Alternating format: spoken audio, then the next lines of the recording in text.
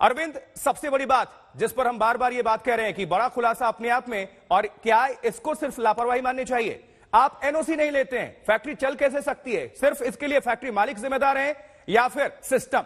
अधिकारी कहां थे वो अधिकारी जिनकी नजर नहीं पड़ी कि बिना एनओसी के इस फैक्ट्री को चलाया जा रहा है?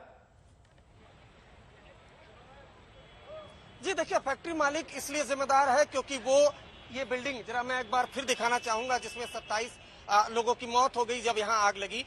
फैक्ट्री मालिक इसलिए जिम्मेदार है क्योंकि वो इतने बड़े पैमाने पर वर्कर रखकर यहाँ पर काम करा रहा था और एनओसी नहीं ली थी, यानी गैर कानूनी तरीके से।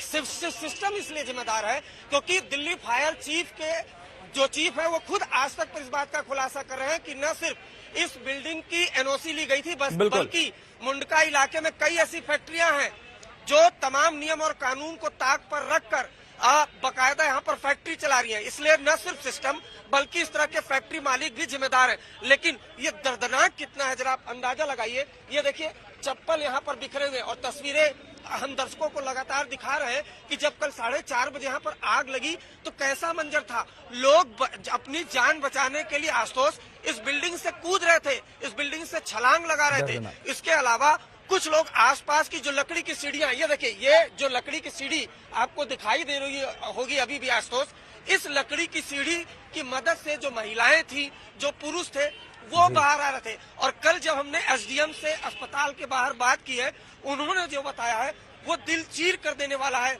आशुतोष, क्योंकि उन्होंने बताया कि डेड बॉडी इतनी बुरी तरह से झुलस चुकी है कि कौन पुरुष है कौन महिला है ये पहचान करना भी बड़ा मुश्किल हो रहा है। शायद इस वजह से फॉरेंसिक की मदद ली जाएगी। लेकिन अब फिलहाल इस बिल्डिंग में चूंकि आग पूरी तरह से बुझा दिया गया है, रेस्क्यू ऑपरेशन खत्म हो चुका है, लेकिन अभी भी राख के ढेर में इंसानी अवशेष तलाशे जा रहे हैं। लेकिन ये एक बड़ी लापरवाही है और जानबूझकर की लापरवाही है, क्योंकि दिल्ली में लगातार इस तरह की वारदातें होती रहती हैं। हम इसे वारदात कहेंगे क्योंकि ये एक बड़ी लापरवाही है। क्योंकि खुद जब दिल्ली फायर चीफ आज तक के से बातचीत में ही अगर कह रहे हो कि इस फैक्ट्री के मालिक ने एनओसी नहीं ली थी और न एनओसी के लिए कहा था। मुंडका इलाके में कई ऐसी फैक्ट्रियां हैं जो बिना एनओसी के चल रही हैं, बिना नियम कानून ताक पर रखकर वो फैक्ट्री चल रही है, और उस फैक्ट्री में 100 से 150 लोग काम कर रहे हैं। तो यानी उनकी जान के साथ खिलवाड़ हो रहा है,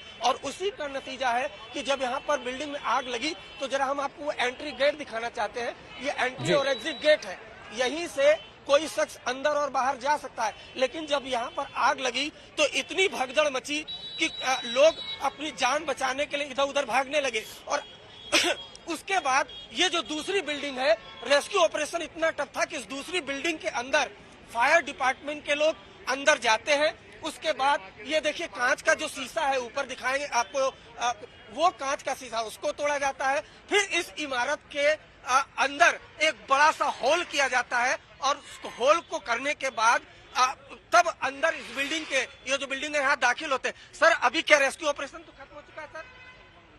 ये देखिए एनडीआरएफ के अभी शख्स निकले, कोई बात करने को तैयार नहीं है। लेकिन ये बिल्डिंग को तोड़कर 20 सुराग बनाया गया और तब इस इमारत के अंदर दाखिल हुआ गया।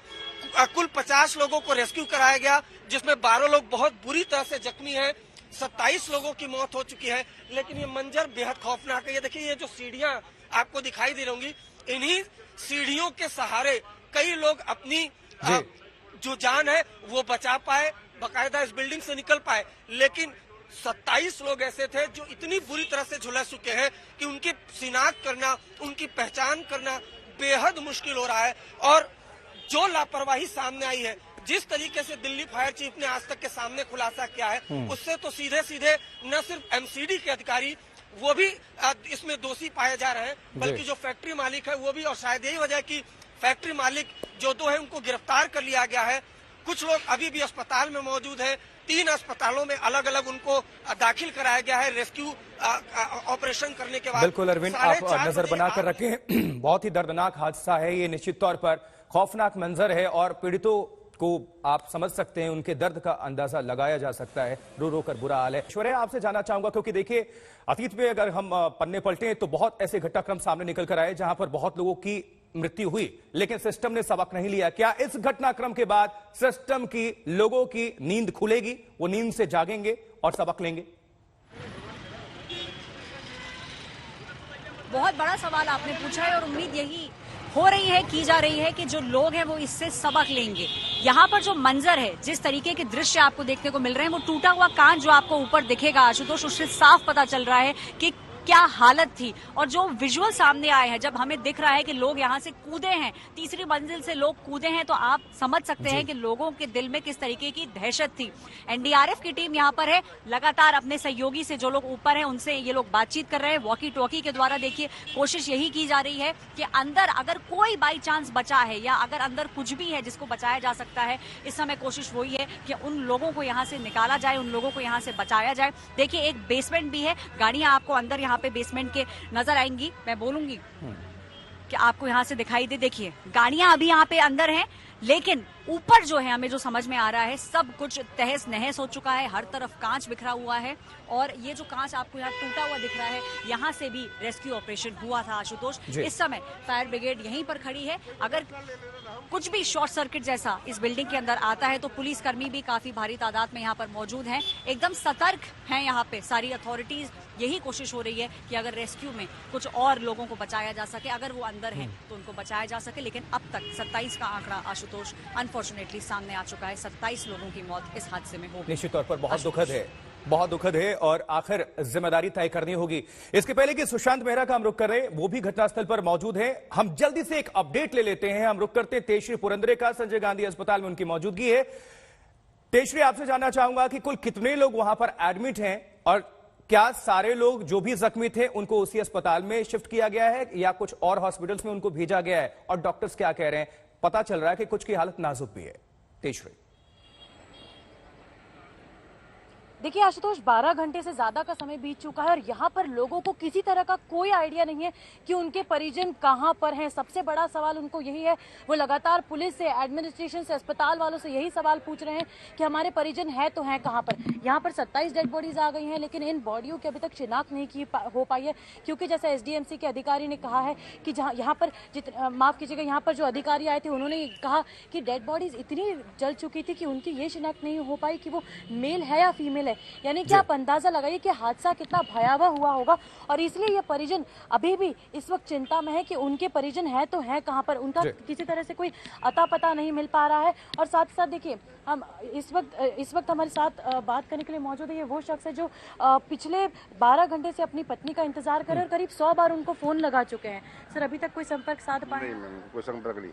आखिरी बार क्या बात हुई थी आपकी उनसे? लास्ट बात यही हुई थी कि मैं 6 साढ़े 6 बजे तक आ जाऊंगी, बस यही बात हुई थी मेरे उससे। कोई बात नहीं। कुछ आपने जब बात की तब चिल्ला चोट की आवाजें आ रही थी आसपास? नहीं, उस टाइम पे ऐसा कुछ नहीं। तब तक सब ठीक? तब ठीक था। कितनी बजे हुई थी ये बात? ये मेरी बात हुई थी 4:10 पे। 4:10 पे। अभी प्रशासन और पुलिस की तरफ से क्या कहा? कोई रिस्पॉन्स नहीं मिल रहा कि कोई ना है कहाँ पे, कहाँ है। बिल्कुल तेजश्री, आप नजर बनाकर रखें, हम घटनास्थल का रुख करते हैं। वहां से मलिका भी हमारे साथ जुड़ चुकी है। मलिका, जैसा कि तेजश्री यहां पर बता रही थी कि बहुत लोग अभी मिसिंग हैं, वहां पर अधिकारी क्या कुछ कह रहे हैं? क्योंकि अपने आप में यह भी एक निश्चित तौर पर दुखद वाकया है कि अभी तक पता ही नहीं चला कि उनके परिजन आखिर हैं कहां।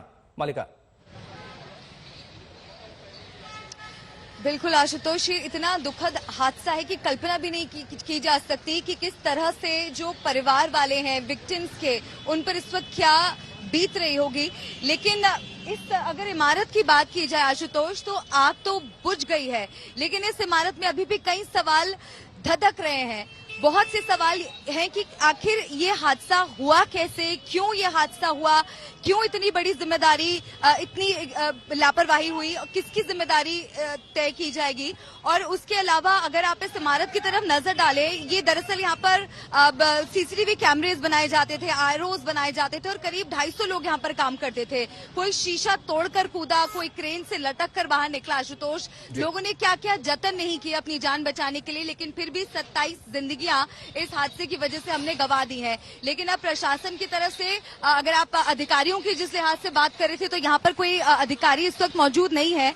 पुलिस बल यहाँ पर जरूर तैनात है, क्योंकि यहाँ पर ज्यादा लोगों को आने नहीं दिया जा रहा है। और अगर आप इस इलाके को भी देखें तो इस इमारत के ठीक सामने यहाँ पर आप देखिए बिल्कुल मूविंग ट्रैफिक है, काफी बिजी रोड है, ये दोनों तरफ ट्रैफिक चलता हुआ आ रहा है। और कहीं ना कहीं ट्रैफिक को लेकर के भी यहाँ पर समस्या अभी खड़ी हो रही है, जिसको कंट्रोल करने की कोशिश की जा रही है। पास में ही मुनकम मेट्रो स्टेशन है, यानी कि बिल्कुल सड़क पर ये इमारत थी। और यहाँ पर जब आग लगी है तो लोगों को इमीडिएट हेल्प नहीं मिल पाई।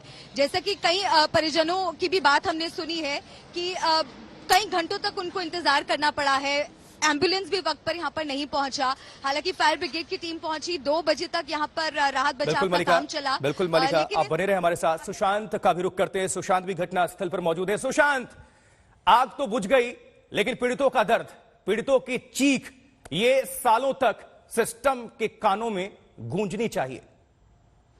सवाल इंसाफ का है। देखिए आशुतोष, मैं आपको बता दूं कि अगर ये जो दुखद घटना हुई है, अगर सरकार प्रशासन के दिलों के अंदर अगर धरती होती तो शायद इस तरीके के हादसे न होते। आपको याद होगा कि 8 दिसंबर 2019 को दिल्ली के फिल्मिस्तान के अंदर एक बड़ा हादसा जो है वो हुआ था, जिसमें 43 लोगों की जान गई थी। दिल्ली का सबसे बड़ा रेस्क्यू ऑपरेशन था, उसके बावजूद तमाम तरीके के दावे जो है वो किए गए कि इस तरीके का मैकेनिज्म जो है वो बनाया जाएगा। एमसीडी के तमाम अधिकारियों ने इसको लेकर अपनी जिम्मेदारी तय की थी कि इस पूरे हादसे के अंदर किस तरीके से लाइसेंस जो है वो नहीं दिया गया। लेकिन एक बार फिर जो है वो सवाल खड़े हुए।